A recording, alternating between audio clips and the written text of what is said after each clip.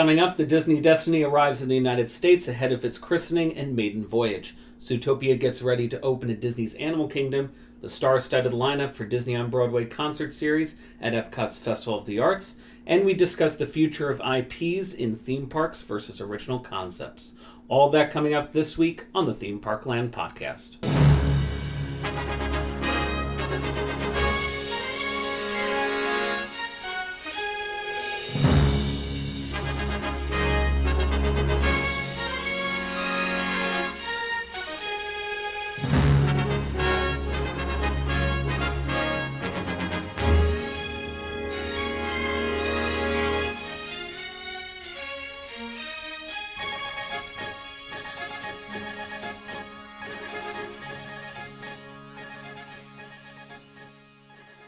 Hello, everyone, and welcome to another episode of the Theme Park Land podcast. I'm your host, Matt Dobrovolsky, joined as always by my lovely and talented co-host, Matt Rogers. Hello, everyone, and welcome back for another episode. Great to have you all back with us. A lot of news this week, so I think we're just going to jump right into it. I didn't think I was going to have any new stuff to talk about this week. I thought we were just going to kind of talk about Zootopia and then our main discussion for the week, but I'm not going to lie. A lot of stuff. All week I've been buried in Jurassic World Evolution 3. Good for you. You and your video games, you just love those. Hammond's masterpiece. Hammond's masterpiece. Yes. Is it really Hammond's masterpiece? Or is no, it I'm recreating, right now I'm actually on a recreation of Isla Nublar, 1993. Interesting. So, no, it's really fun. I enjoy it, and games like this are my happy space. Good for you. Good. I mean, I outgrew video games a long time ago, and I really wish I didn't. You know, now I just watch my movies on my amazing surround sound that I've got. I love my computer. Yeah. I mean, I've got a computer too, so. Anyways. But it's nothing good. We have news! Yes, news. News, a lot of news this week. First news story, kind of breaking because it just came out this morning. They have announced the Disney on Broadway concert series lineup for Epcot's Festival of the Arts this year, taking place from January 16th through February 23rd. Some notable names: Isabel McCalla and Adam Jacobs from Aladdin will be there.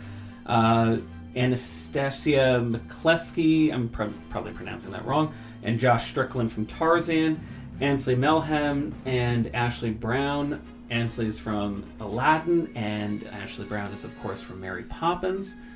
But here's where it gets really good to a Broadway buff like myself.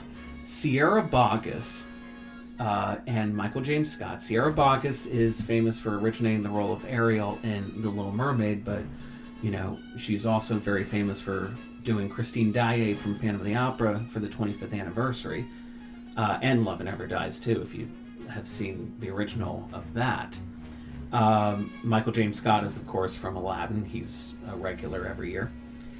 Mandy Gonzalez from Aida and Kissy Simmons from The Lion King. Mandy Gonzalez, I just saw her a few months ago in Sunset Boulevard in New York, and she is amazing in that role, and I cannot wait to see her again.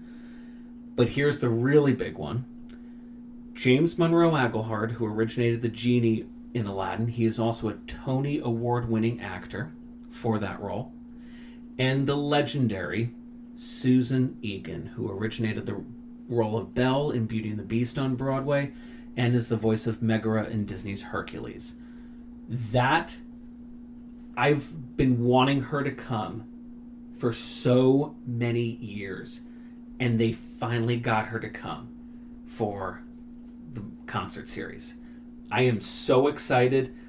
I think that if you're planning on going to see Susan Egan, you need to get a dining package for that night, because all of the die-hard Disney fans that love this woman, myself included, you need a dining package to see this woman. Epcot will be at capacity, and you will not be able to get into regular seating. Right. Absolutely. Sorry. Also, too, if you go February 22nd or February 23rd, the last two nights, Susan Egan, James Monroe Aglehart, and Ashley Brown and Ainsley Melhem will all be together on stage, so all four of them instead of the two. Really cool. I've done that before where it's 4 of them, especially usually a finale where they do like a 4-part harmony of a song. I think it's usually Let It Go, but they might have done something completely different now. But for me, Sierra Boggess, Mandy Gonzalez, Susan Egan, James Monroe-Aglehart, these names are incredible, and I'm so grateful that we've got them this year. This is going to be an amazing concert series. I'm going to probably be going to Epcot once a week, maybe even several times a week, just to see these names. Not really up my alley, but I know you never grew up with Broadway like I did. No, and we've gone to see Lion King. You've seen Hamilton. Oh, it's fantastic. Yeah, it's fantastic. I just didn't grow up with it. I grew up going to Universal Studios. Right. You're the theme park buff, and I am too, but I'm also the Broadway buff too. So everyone has their little niche things they like within the industry. Yeah. But yeah, I am very excited for this. Dining packages should be going on sale very soon if that is up your alley. Our next news story, the Disney Destiny, has arrived in the United States ahead of its christening ceremony next week. And then the week after that, I believe it's sailing on its maiden voyage.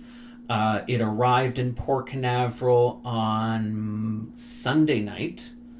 And we were treated to 3 brand new horns on there. Did you hear those? Yeah. You say that as if you're kind of disappointed in the horns? No, so I like what the Disney Cruise Line does with the horns and how they have the different tunes. But do you realize this ship really now has fun. like almost 24 No, horns? and it's really cool, but at the end of the day, I just equate it to the ship farting. Yeah, that's true. I'm sorry, I can't help myself. Say, that's what every time I hear the horns play a tune, I'm just thinking of a fancy fart. I will say on the Wish class of ships, those horns sound very much like a old-time steamboat, if you will, instead of an actual like foghorn disguised as these songs. So we got to hear 3 new songs. We heard Cruella de Vil, Hakuna Matata, and Go the Distance for Hercules, which is piquing my interest. I have a theory, and go with me on this. We'll find out, obviously, next week with the christening ceremony. But the fact that they've got Go the Distance as a horn, okay? Hercules will be a musical on board as well. Hercules does seem to have a big presence on the Destiny. What if Susan Egan is going to be the godmother? Hold on. Aladdin has a big presence on the Treasure, and the Aladdin show isn't on that ship. But apparently it sounds like Hercules is going to have a big presence on the Destiny. No, I just think it's crap that Aladdin isn't on the Treasure, and you got Beauty and the Beast instead. Oh, no, yeah. I mean, and yet they fixed it with this. Like, okay, so can we put Aladdin on the Treasure then? Yeah, and then move Beauty and the Beast over to the Wish. Or just get rid of that like one? We took. I mean, we talked about that. Whatever. Anyways. But yeah, that's my theory. Go with me. I truly think Susan Egan might be the godmother. Because the godmother of the Wish are Make-A-Wish kids, which I thought was very cute. However, the Treasure, this is my opinion, they did not have that much inspiration for the godmother, god friends or whatever, if you will, of the ship, because they basically said every single Disney cast member is the godmother or godfather of that ship. And it just doesn't sound right to me. How are you making over 100,000 employees the god family of the ship? It's kind of weird vibes. Like, remember for the 50th for Disney World, the theme was "You Are the Magic." Yeah, and everyone took it as, "Oh, you are the magic. Do it yourself." Yeah, that's true. Actually, like it was. You are the magic, so you can go operate this ride. It's those kind of vibes.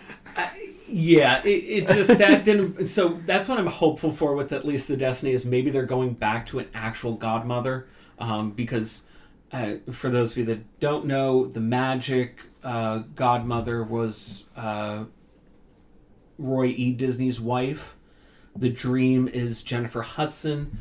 The Fantasy is Mariah Carey. The Wonder was a very weird one because that was Tinkerbell. Again, kind of weird. But I think The Wish was cute with having it be Make-A-Wish kids. Whereas The Treasure making it cast members just kind of sounded weird to me. I don't know. But we also have The Adventure coming out too in a few months, and maybe we'll have a good. Now that's the one Disney bought and converted and blah blah blah. Correct. That's the big. They bought it for. That's the big boat. Yeah, I think they bought it for like 50 million euros or something like that. But then they spent like 2 or 3 billion on retrofitting it to what they wanted. It'll be interesting to see how that ship is on the interior spaces because it's not Disney designed. Correct. It's an after the fact. Especially since they're gearing this towards the Asian market right now with it going out of Singapore for at least 5 years. Would it go into dry dock after those 5 years if, and this is a big strong if, they were to bring it stateside here? I don't think they will ever bring it stateside. I think if the market holds out in Asia, it will stay in Asia. That's the true question. Because just like some of our ships, like the Magic over here has, because the only reason the first couple ships have gone out of like the Caribbean, with the exception of like the Wonder, they've only gone over to Europe to do dry docks. Right. That's it. And I remember we were talking about this. I remember when they used to do dry dock for these ships in Virginia. It was in Norfolk. And now it's, and granted, they're timing it the right way because like the Fantasy just finished up doing its European cruises. So it went to a dry dock facility in France, I believe it was. And then now it's heading to Barcelona, I guess, or whatever, to do its transatlantic back over here. It's all about parts sourcing. A lot of the parts come from Europe anyways for these ships, especially the electrical stuff and motors and whatnot. Right. So whatever they would need to swap out or refurb or replace these components, since they're manufactured in Europe, they're already over there, it makes sense to dry dock over there rather than dry dock here and then ship it over. Right. And it's just an extra expense. Because that's the thing. I wonder if the Wish would be one of the first of the, obviously, Wish class that are going to go to dry dock first. So maybe in a couple of years, probably by the end of the decade, we're going to see the Wish going to Europe over the summer, just so in this way it can get its dry dock. It's probably coming. We'll see. But yeah, so christening is going to be on Monday, November 10th. You can view the christening via YouTube, I believe, through the Disney Cruise Line channels. And its maiden voyage kicks off a week later. And we'll be setting sail on it in May. Very excited to be on that ship. And, it's still the Wish class, so I'll still have my thoughts on and opinions on that ship. But the Destiny is shaping up to be something really cool, too, in addition to how the Treasure was for us. Our next news story, Shanghai Disney is getting its 4th hotel and a massive expansion of its areas. This kind of completely caught us off guard to a point that when I saw this concept art for it, it really did look like they were about ready to build a new theme park over there. I don't know if you saw the concept art. I'm showing it to Matt right now. But, simple concept art. It looks like it's like a Disneyland Paris, Disneyland hotel. Yeah, it looks kind of like the. It's hotel right there New by York the gate. It It's going to be it looks very. I don't nice. think this is attached to the gate though. I think it's but it's right there. It's a good walking distance. It's right. I wonder if this might be taking a page out of Universal's book with Epic. Because when we had our Grand Helios or Helios Grand Hotel stay at Epic. The convenience of having the hotel right there at the park was just incredible, especially on that hot day. Right. This hotel looks like it's right next to the front gate, and that's just really convenient. You step out of the hotel, and you're right there at the gate, and you go in. You can be, you can get off of a ride, and within 10 minutes be in your hotel room in your private space. It's fantastic. I've said it. I truly believe if they can make it work, I think they're going to try and build a hotel along with Villain's Land for Magic Kingdom. Imagine, if you will, a Villains-themed hotel that is directly inside the park. We'll see. I think it could be coming. Because if they expand Floridian Way and everything back there the right way, you could handle the amount of traffic coming in for that hotel, and more importantly, build a massive hotel with a parking structure and everything back there. It would work. I think, like you said, Helios was the turning point to say how well a hotel works inside of the theme park as long as it's designed the right way, which it was. Grand Californian is the same thing out in California. And I think this is a successful formula in terms of the hotel industry along with the theme park industry. So definitely. We don't have a date on this yet. But, if I had to guess, it'll probably be within this decade. What else about Shanghai is happening? Well, we have that new Spider-Man drop tower. No, it's a roller coaster. Oh, no, the drop tower is for Hong Kong. Yeah, the Spider-Man coaster is for Hold on, there's Shanghai. a drop tower. Hold on. Yeah. So, Shanghai, there's a Spider-Man roller coaster. By the concept art, this was announced a while ago, but by the concept art... no, it was announced at D23 last year, It looks like a Cosmic Rewind ride system. But it looks like it's going to be outside a little bit, too. It's also going to have what's called a swing launch. It looks like. So if you look at the layout from the permit file that would be or news whatever, to me, if anything. it looks like it's a swing launch. So for those of you who don't know, a swing launch is kind of like Curse of the Werewolf if you've been on it, where you go into the launch, you don't go up the hill all the way, and then you go backwards up a back hill, and then you go back up, and then you're launched over the front hill again. Right. But it looks like it's going to have a swing launch, some switch tracks, and the cars look kind of like Cosmic Rewind. Yeah, and I don't even think they've even started construction on it yet. So I wonder what's coming of that. Anyways, but you said something about a Tower of Terror style, right? That is Hong Kong. I got my parks mixed up a little bit there. Hong Kong is developing a Tower of Terror style Spider-Man coaster, it looks like. A Spider-Man drop tower, where it you could see the concept art. It looks like Spider-Man's on top of the elevator shaft, and he's trying to pull you up, and something like that. I think it looks like in the concept art, it looks like he's going after Doc Ock. So, I mean, that would be kind of cool.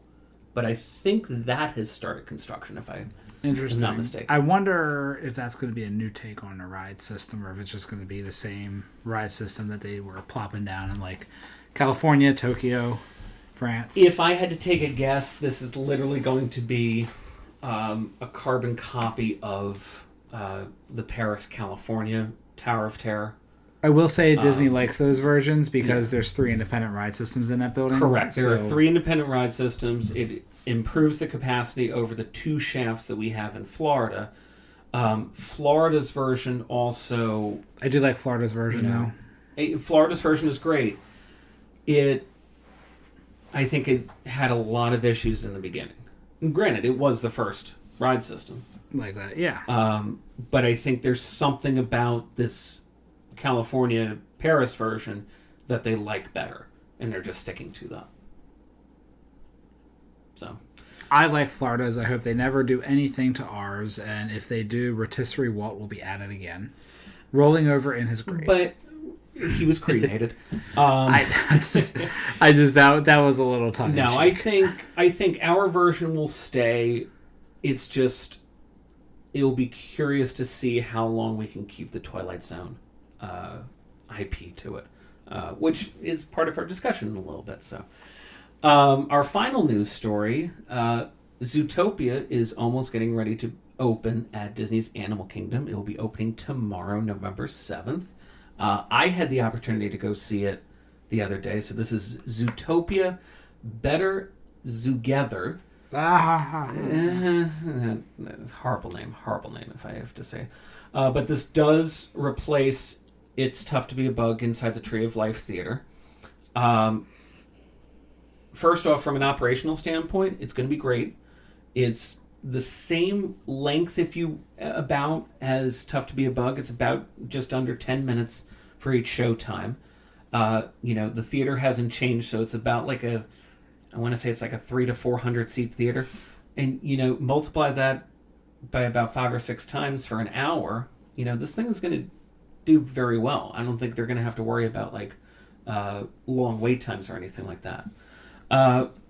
As you enter the queue, everything is still the same foliage and going right up to the Tree of Life there. However, it's when you approach the theater entrance, that's where you start seeing some of the new stuff that they've added. They took down all the posters, obviously, from Bug's Life there, and they replaced it with what is this new storyline that they have developed for the Tree of Life. This was bothering me a little bit. The story behind the Tree of Life is why you see those animals and everyone up there is that they are basically endangered wildlife. They are species that need to be protected because you see like gorillas up there. There are some of the basic animals that I don't think are endangered, but it's more about that conservation. So they changed the purpose of the tree.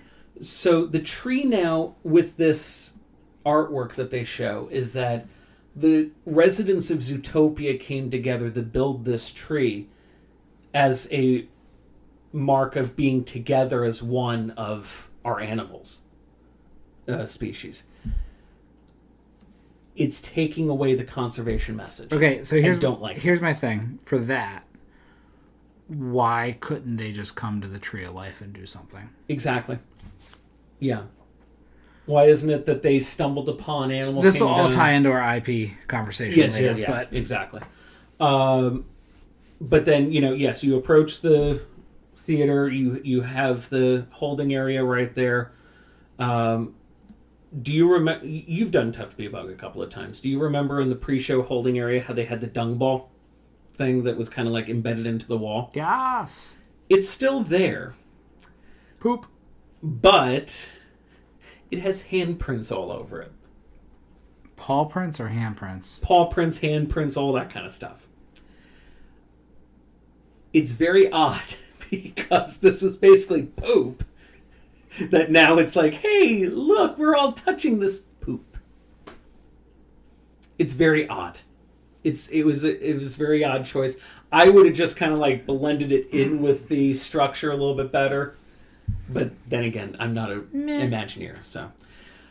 You are presented with your Carrot Vision glasses. God, I really wish I was making that up. Which are your 3D glasses. They are orange, so that's kind of cool that they repainted these. And then you enter the Zootopia Theater where, look, I'm going to be completely honest, it is very hard to follow this storyline because of how quickly you're brought into it, I believe. From what I've kind of seen with it is that it is Zoogether Day, celebrating how the animals of Zootopia have all come together, and something is going wrong because as we're cutting away to these live moments that are happening throughout the world of Zootopia, things are happening. For example, you were going to Tundra Town to this ice skating rink, and these drone things or whatever are melting the ice, so it's ruining the show. Okay, hold on. Yeah. It sounds like they really had to try to get this to fit in, which means it doesn't belong there. I personally think Zootopia deserves much better, like an immersive themed land that they built somewhere over in Asia. But I will say this. In the end, it does feel like this belongs in Animal Kingdom, whereas I look at the ride and the land that is in Shanghai, it doesn't feel like that would have belonged in Animal Kingdom. And this is a minuscule thing. Like, it's not by much. It's not improving it by much. I would have said, I've said this before and I'll say this again. I would have settled for Zootopia Land, like in Shanghai, in Animal Kingdom, if we got to keep Dino Land and upgrade Dino Land as Dino Land. I mean, we've talked about it. We've said, why are we getting rid of a heavily capacity area, meaning dinosaur for that matter, for a year and a half? I try not to use the nomenclature and the phrases that a lot of people just use out of habit because, you know, they're Disney purists or whatever. But it sounds like, and I haven't seen this Zoogether show yet, it sounds like they really had to try to give it a purpose to be there. Yeah. And it seems kind of forced. It seems like this was the best that they could come up with, and it's okay. I don't think... Now, don't get me wrong. Bug needed to go. Yes, Bug needed to go. Look, Bug did have some sort of a conservation message in terms of don't destroy all the bugs, and, you know, we're not here to really be harmful to you. We're just trying to coexist along with you. What if they redid It's Tough to Be a Bug into a show similar to that, but it just didn't have the It's Tough to Be a Bug IP? It was more of a, I don't know, like a mystic, some sort of magic force of nature show or something. I don't know, but it wouldn't have an IP, and Disney has said every new attraction going forward is going to be IP based, so now they're committed to this mess, and I don't know. Hey, that's going into our discussion a little bit. But there are some highlights, I think, with the show. Number one is the kids are going to love this. The kids are really going to love this because it's not going to terrify them and give them nightmares with spiders dropping down. And it's air conditioned, obviously, which is great for the tourists, obviously. But we went from a very impressive animatronic of Hopper to, I think, an even more impressive animatronic of Benjamin Clawhauser, the big reception. Was he a cheetah? The fat cheetah. He's or a leopard fat, or whatever. Leopard, whatever. That animatronic is extremely, extremely impressive. I found myself... I got to see the show twice. I found myself the second show just looking at him, watching him, seeing his mannerisms and gestures of... He's very fluid. I'm very grateful that this is the direction that we're taking with animatronics. Oh, 100%. Yeah. But my biggest, I think, turn off with the show, I want you to think of Muppet Vision. I want you to think of Captain EO, PhilharMagic, Tough to Be a Bug even, for that matter, too. These are all 3D shows that are singular shots, okay? It really doesn't, like, pan away to different shots or anything like that. It's all just like a one-camera kind of deal, right? It's a continuous shot. Okay? That is not the case with this 3D show for Zootopia.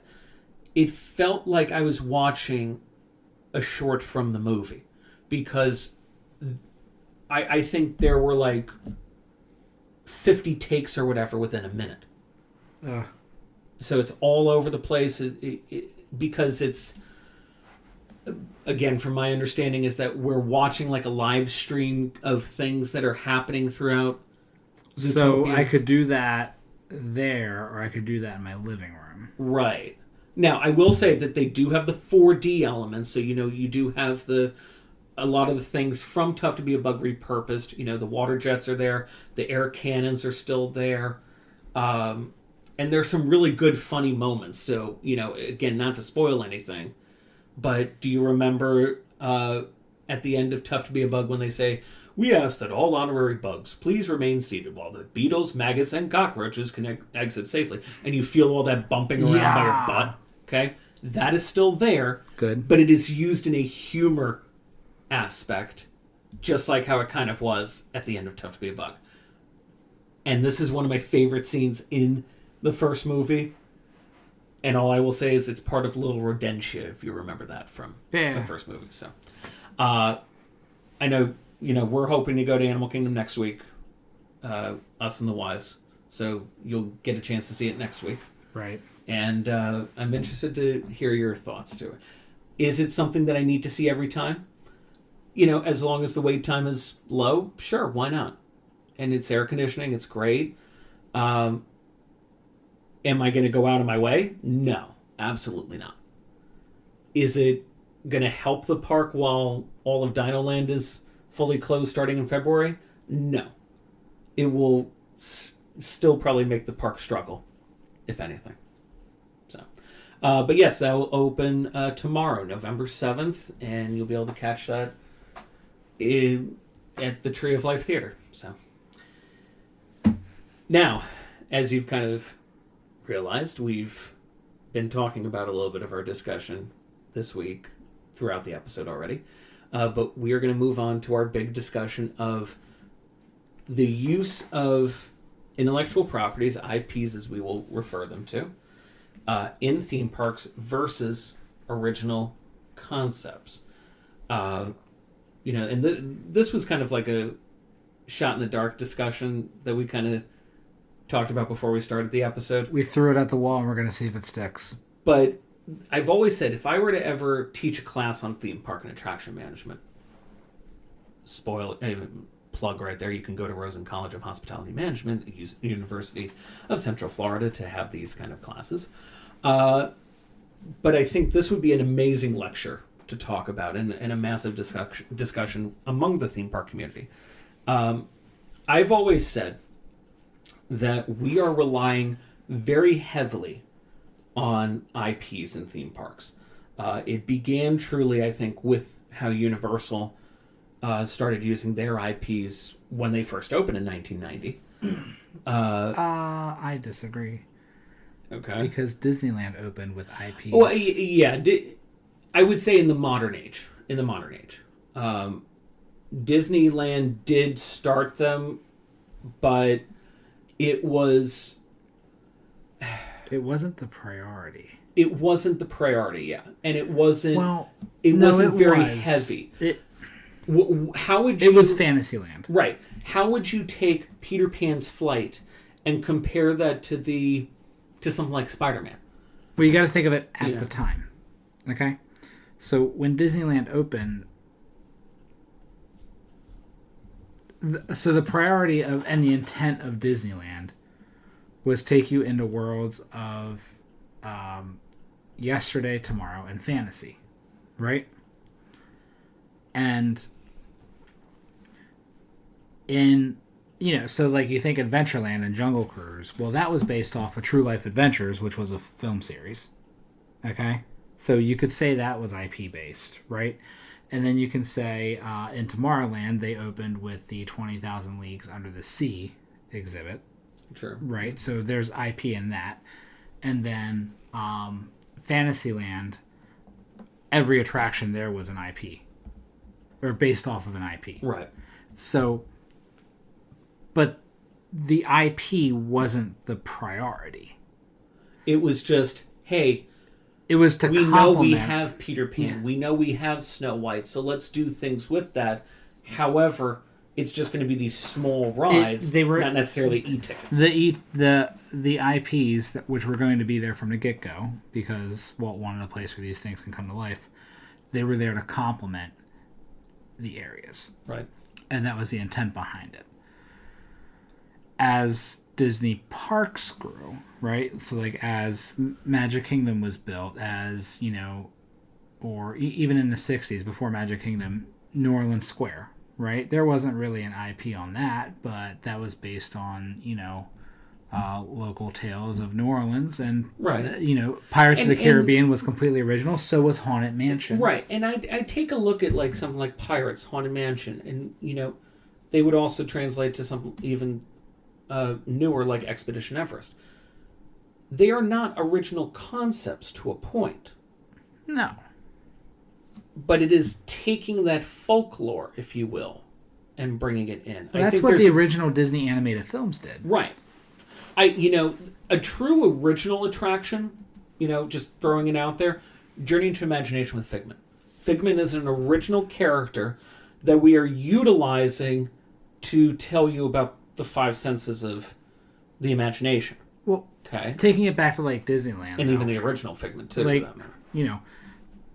as Disneyland was built and evolved, it had all these attractions built that weren't necessarily based off of IPs in the Disney catalog at the time. They just complemented the areas that already existed. Right. So, and that's how it was for decades, right? And then everyone wanted to learn about the movies. Mm-hmm. So then in the late 80s, Studio Park became a concept. So, in 1990... Because also, too, taking it back even just a little bit from the studios era in 89 and 90, when Epcot opened in 82, that had no IP to it. No, it was a showcase. It was a showcase of the future technologies and everything like that. And then the world. And the world. But nothing there was IP driven. Spaceship Earth, the history of communication. No, the priority was the experience. Right. Universe of Energy, the history of energy. World of Motion, the world of transportation. It was really exploring humanity, actually. Right. That's what I think Epcot really is at its original inception. It was exploring humanity. You explored the desire for what is humanity and the innovation How can we also better ourselves, too? Right. And then you had what is humanity now, which is the World Showcase. Correct. Right? But then the whole studio concept came, and Universal and was really I know Disney opened their studio park, MGM Studios, which is now Hollywood Studios, a year earlier than Universal. But Universal was really the park to insert you into all these movies. Because that is the thing. MGM and Universal were a studio park, but they were also two different versions of a studio park. MGM Studios was that working studio, okay? Because you had the backlot tour, but then you also had that little bit aspect of being able to be in the movies with the great movie ride, okay? And the stage shows, for that matter, too. Universal went more heavy on the experiencing movies with Confrontation, Back to the Future, Jaws, all those attractions, while still being a little bit of a working studio. But the way movies were going in the 80s especially, because there were some absolute hits in the 80s, adventures like Back to the Future, even from the 70s, Kong, in early 90s, Jurassic Park. But people wanted to be in these movies. That was the thing. So that's why Universal went all out with putting you in the movies. So Universal really went full out IP when they built their studio park here. Right. Because where else could you board a Roosevelt Island tram to try and escape from King Kong? Where else could you board a DeLorean and go back in time to stop Biff Tannen from destroying the space-time continuum? Now, where else could you ride a bike to help save E.T. and bring him home? Right. Now, if you notice, when they opened Islands of Adventure in 99, it was still about the IPs, but it was more about the adventure associated with it, for example. So you had in Islands of Adventure, you had your port of entry area where you would go in to embark on this adventure in different lands. You had Marvel Superhero Island, you had Toon Lagoon, Jurassic Park, and Lost Continent, and then Seuss Landing. So all except one of those were IPs. Lost Continent was based on myths and legends. Okay? But Marvel Superhero Island wasn't based on a movie. There wasn't anything there based on a movie. It was based on the IP of Marvel. It was the Marvel comics coming to life. You dropping into the middle of a Marvel comic, and they had various adventures. Doctor Doom, Hulk, Spider-Man, and the same thing with Toon Lagoon. That's how they made their own episodes, if you will, of these IPs for the park. But I believe Islands of Adventure was truly the first theme park, and correct me if I'm wrong, because maybe Six Flags could have been kind of a part of this at that point. This was the first theme park where we took IPs that the company owner does not own. Right. We just talking about it, how Disney had their IPs in the park, Peter Pan, Snow White. even Universal at that point had King Kong, Jaws, Back to the Future. But now Islands of Adventure opens and they say, we can take the IP of Marvel that Universal at the time did not own and bring it to the park. That's an interesting move there, I believe, in terms of the utilization of IPs. And Universal, I think, kept going with this even further as the times went on, more so than Disney did. Oh, 100%. Because Disney only barely did that when in the 90s with Star Wars and Indiana Jones. Well, Disney's response to this isn't to pay the licensing fee. They just buy whatever IP they want. Correct. But I will, Star Wars and Indiana Jones, we didn't own those back in the 90s. So we were taking those IPs and licensing them. However, 20-something years later... Get tired of paying the license, just buy it. Yeah, we bought it. Avatar was also the same thing. We took the licensing of the Avatar franchise to create Pandora, the World of Avatar, in the mid-2010s. But then we just turned right around and we bought Fox, and now we own Avatar. Yeah. So Disney really doesn't have that anymore, whereas Universal continues to do that with Marvel to that point as well, because Disney owns Marvel now. Harry Potter. Nintendo now, too. How to Train Your Dragon. No, How to Train Your Dragon is Universal with DreamWorks. DreamWorks. But it is Universal. Universal bought DreamWorks. Yeah, right? yeah. Okay. It's so interesting. It's an interesting motive, I believe. And, does that say something about the fact that your company doesn't have enough strong IPs to go off of? So we're going to go after another company's IP to license that to have in our theme park. Instead of, because I've said this, Universal still has strong IPs. Back to the Future, Kong, Jaws to that point. It's still so relevant to this day. Yet we got rid of, at least Jaws, in that case, Jaws and Back to the Future, from the parks instead of bringing it back. I think it's what's popular, right? So, you got to look at what the parks need, for example. So, you don't think 40 years later Back to the Future is still held up? I do. Even almost 50 years now, right? No, I do, but you got to look at but is it popular with kids? Right? Yeah. And it's not just about the IP, for example. Like Back to the Future, the reason it's gone as an attraction from the parks is because the ride system. Okay? But the ride system is still there with Simpsons. It got a significant upgrade with Simpsons. The reason so what would typically happen with a redo like that, when you bring a new show in, you can market it as a new ride, and you can use the return on investment on that to pay for significant ride system upgrades that the ride system needed. Because why would you invest a bunch of money into a ride that doesn't pull in heavy numbers anymore? Right.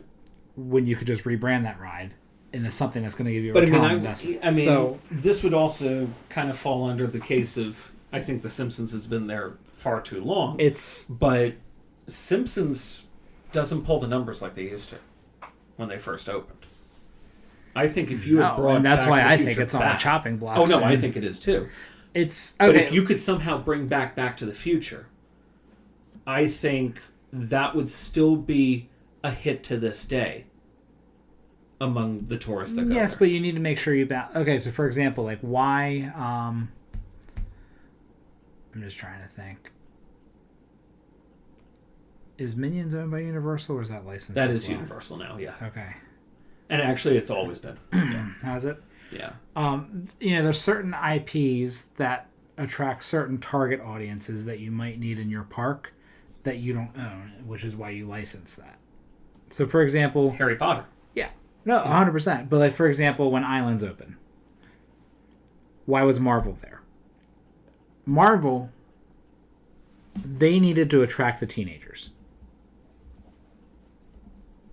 with thrilling attractions. Yeah. At the time, in the mid to late 90s, teenagers are reading comics. Universal does not own any superheroes, any comics at that point. Right. And they couldn't take the DC version, the DC comics, because Six Flags was licensing. That's why you end up with something like Marvel in a Universal park. It's out of need. Mm-hmm. That's exactly why, and like going back to the attraction conversions and why don't they just keep Back to the Future and upgrade it? Splash Mountain was a great example. Splash Mountain with a fully working show and a reliable ride is a fantastic show inside that attraction. It was a fantastic show with everything working. The problem is, when was the last time you saw it with a fully working show looking really good? Before it closed. A very long time. And the only way to get it back to what it needed to be is to give it a significant investment, which you could pay off by just rebranding the ride, which is exactly what they did. I'm going to disagree with that for one thing. What? How many times have I done Tiana since it opened and not had the full show? You're not the target audience. But still, you're not the target audience. You still ride it, and an animatronic isn't working. A screen isn't working. It doesn't matter. It still pulls in the numbers at the end of the day. Is it though? Yeah. I mean, over the summer, yeah, of course, it was pulling in. It was pulling in the same numbers as Splash did over the summer, because it's hot. People want to ride a water ride. But they can justify it to the investors a little bit easier. It's all an economics question, really. Yeah. So but that's how you end up with like a Splash Mountain situation or a Simpsons situation, or another example, Jimmy Neutron's Nicktoon Blast. Oh. Changing to Minions. Changing to Minions, though. Okay? The Nicktoon Blast after 10 years is not pulling in the numbers it needs to. Oh, correct. Right? So now you have this attraction capable of pulling these numbers in that's right not at the time doing when it. Despicable Me came out and they saw how successful that was. Or you could rebrand it and utilize that attraction's capacity a lot better. And that's what Universal chose to do. That was also kind of almost a reverse right there, too, because they didn't own Nickelodeon. That was all the licensing that they had with that. But they reversed that and turned it into a successful IP of Universal at the time that they didn't have to license out to. Now, there's always this battle of IPs versus original content. We want original content and we want IPs, and there's this battle in the theme park community of which is better, right? And, you have companies like Disney who say, well, only going forward, we're only going to use IPs in our attractions. But then you have Universal, who recently opened Epic Universe. And I think Celestial Park. This is very clever. Universal has always been very IP heavy. Mm-hmm. So every land in that park is driven by an IP. Monsters, Nintendo, Potter, How to Train Your Dragon, Potter. It's all driven by an IP. But Universal created a whole original themed area with purpose, with the intention of connecting all these universes together. Right. And that is the purpose. And I truly think Epic Universe is a beautiful integration of IPs and original content. More so than Islands of Adventure, because Islands of Adventure was very much IP, here's an original thing, IP. But at the same time, that is Epic Universe to a point, too. No, it's IP, original. But Islands of Adventure was built in the circle where it's like you encounter all these things, and then there's the one original thing, and then you're back to IP. Right. But Epic Universe, they going forward, they know the IPs attract people, so they went for the IPs, but they were like, how are we going to connect this together? And they made an entire world with original content for the sole purpose of linking all these lands together. Right. So it not only is its own lore, it has a purpose in the park. And I think that's where I think the theme park community is kind of divided, is that you have these, it's almost like politics for that matter, too. You have the people that are all the way over to the far left that are originals and everything, and then you have everyone over to the far right that's IPs, and it's like, oh, we can't, it has to be one or the other. No, let's meet in the middle and let's say, yeah, there are some IPs that are good, and we don't mind you having IPs, but we also still want some original concepts. Because, like you said, Epic Universe did that perfectly by having IPs and original. Yeah. Islands is great with having IPs and original. Whereas Disney, it just seems like it's IP. The last original attraction that you will, if you will, that Disney created was Expedition Everest. You know, a lot of people would say, well, what about Soarin' technically? No, that was just a refurb to an existing concept that they already had. Right. In 2003 with Soarin' over California. Okay? The last original concept for Walt Disney World specifically was Expedition Everest. Everything after that was all IP driven. You know, you could easily take the refurbs of Test Track and say that those weren't IP driven, which I applaud them for, but it was just the purpose a rehash of what they already have. Well, yes, and also the purpose of Test Track. The IP is GM. Right. Like you're selling GM. With but like with the thing with an IP ride, you're selling. So like the Minions ride is selling Minions. Right. Even if you've never done Minions before, you're like, oh, this is cute. Oh, there's a Minion movie. I'm gonna go. Right? Yeah. Like that's what you're saying. And I've gotten that concept of why we do IPs because. But like a ride like Space Mountain, for example, what are you selling? A trip to space. Yeah, but like what IP are you selling? Yeah, I mean there is no exactly. Yeah. That's the difference, right? Yeah. So, I understand the concept of IPs. It's come to the theme park and experience this to say, wow, that was such a great experience. Hey, this is also a movie when I get home. Wow, I can keep myself occupied and still loving this this franchise and everything when I come home. You know, that's Despicable Me to a point. And that's what they've tried to do with some of their stuff. You know, Fast and the Furious, Jimmy Fallon, Bourne Stuntacular. You know, they've said these are lesser known products, if you will, that are out there for the consumer to enjoy. But maybe when they come to the theme park, they will appreciate it enough that when they go home, they're going to want to watch that. Well, also, they're going to want to watch The Tonight Show with Jimmy Fallon. They're going to want to watch the Fast and the Furious movies. Well, also, I really appreciate an IP attraction in which I don't have to follow the IP to understand what's going on. So, for example, Rise of the Resistance, I don't have to watch a single Star Wars movie to know what's going on. Exactly. What else? What's another example? Well, take Bourne, for example. Bourne, no, that's Bourne is a good one. I don't know anything about Bourne, but I can follow the show. I know exactly what's happening. That's successful because of its pre-show. Yes. The pre-show does a very good job. Well, that's why Rise of the Resistance is successful as well. Okay, you have to do a very good job in explaining the concept. Well, The Amazing Adventures of Spider-Man does it very well. Also, you know, if you watch the pre-shows, you know what's going on in the ride. Yeah. Do you think Harry Potter does that well? If you've never seen a Harry Potter movie or read any of the books, no. Yeah, I was just thinking that. I think it's very IP. That is. I think Ministry. IP I think out of all three, Ministry does it the best. To a point, I would say, because you have to.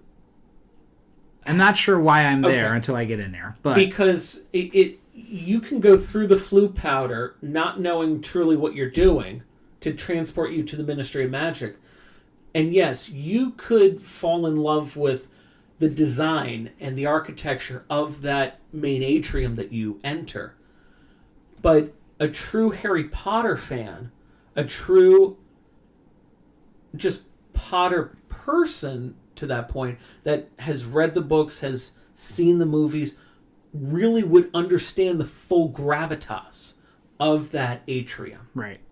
And the ride to a point. Well, it's not even about that. It's about the plot. So, like when you walk, because you don't understand what Dolores Umbridge has done. No, but when you walk into the atrium, you see she's on trial. Okay, that probably has something to do with it. And then once it's pretty quiet for the rest of the queue. But once you're on the ride, in the first two scenes, it's explained pretty well. I do think it's explained enough where you understand what's going on. Well, yeah, because I mean, yeah, they show that she's breaking out and everything, and we have to go capture her again. But I don't think anyone that has never seen a thing of Harry Potter, like my father-in-law. Father-in-law is prime example because he doesn't know anything. Oh, if you go on Potter. Forbidden Journey, you don't know what's going on. Forbidden Journey and Gringotts are prime example too. Yeah, but I think don't Ministry know is the same way because Ministry he is came the off of smallest Ministry. offender. He came off of Ministry and he said, "Okay, it was a cool ride, but I have no idea really what's going on because why is this person being put on trial or whatever? Why are we trying to recapture her? How bad could she be?" And then it's, read and watch Order of the Phoenix to truly understand how awful Dolores Umbridge truly is. Right. So yeah, I think Potter is a prime example of IP driven to a point where you have to be a true fan in order to fully love that. If you don't know Potter, you're going to think it's a cool ride, but you're just not going to be emotionally attached, if you will, to this ride. Right. Where it's going to be something like something that could be potentially a skippable next trip, if anything, if you were to come. Let me ask you, what do you think works better, IPs or originals? Depends on context. I mean, my favorite attractions are IP driven. Mm-hmm. And I mean, same. And one of them is an offender. You have to watch the movies to know what's going on. It's Ministry. Right. Like you have, the best example and the worst examples are in my top three. It's, Ministry, you got to watch the movies, what's going on. Monsters Unchained, everything's explained in the queue. Everything's explained in the queue, but I don't think it takes a genius to understand what's going on. No, but the point is it's explained enough where you can understand it. And you understand the concept of monsters. I think anyone with a brain could understand what monsters are. They can see how truly terrifying these creatures are because of how well they also did the animatronics and everything in there. But you can understand the gravitas. So I don't count why it's so important. I don't count Pirates of the Caribbean as an IP ride because the IP was based off of that ride. But Pirates of the Caribbean, it's one of the best themed rides in existence, and to this day, even though it's half a century old, and I don't need to know. There is no IP to know. I'm just thrown into it. But the way it's presented, you understand what's going on. It's not really that you understand what's going on. It's an experience. Pirates is a very interesting thing because we talk about how the movie spawns the ride. But in the case of Pirates, in the case of Haunted Mansion, in the case of Jungle Cruise, the ride spawned the movie. Pirates, I think, paid off very well. I mean, to the fact that we've got 5 They got a whole Pirates franchise off of it now. Right. Haunted Mansion and Jungle Cruise didn't really pay off that well. Right. It was kind of made thinking, this is an idea, could this complement the ride, make people want to go to the park to experience it even more? But the movies just weren't that successful. They weren't billion-dollar movies like Pirates was. But yeah, I think there has to be that right blend of IPs and originals. We can't always focus on IPs. And that's kind of why Epcot is one of my favorite parks. Is that, yes, there are IPs in there. Guardians of the Galaxy, Frozen, Ratatouille, Nemo. But then you still have the original concepts there. You have Figment, you have Spaceship Earth, you have Mission Space, you have Test Track. There are times when originals work very, very well. And I don't think... I think this is what I would ever tell Bob Iger or Josh D'Amaro or anyone, is give Imagineering, or, to Mark Woodbury too, to Universal Creative, they did it very well too. Give them the chance. Give the creative minds a chance to come up with a great original concept. Yeah. And they can do it. They can do it. Universal, you can clearly see that with Epic Universe, with Celestial Park. Oh, yeah. Disney, you can clearly see that with, some of the things in the past. Imagine if Celestial... They already have an e-ticket story-driven attraction, or an experience-driven attraction. It is Stardust Racers. Right. But imagine if they had some immersive indoor attraction in Celestial Park based off the lore of the land. What could they do with that? Right. Like, it's exciting to think about. Yeah. And I truly think the way they've done Epic, I think that is the best example of going forward how to integrate IPs and original lands or original content. It's you need to give, if you're going to have an IP driven park, you need to have some vessel of linking it together and giving you purpose of going into these worlds. Correct. And Celestial, Epic Universe does that with Celestial wonderfully. And if you look at the expansion, and here's what's really cool, if you look at the expansion plots in Epic around Celestial Park, it looks like there's an expansion plot for monsters. There's expansion plots. It looks like there's another next to that. There's an expansion plot for another land. Right. Same thing on the other side of the park between Stardust and Ministry. And then there's a little expansion plot, it looks like, between Nintendo and Celestial.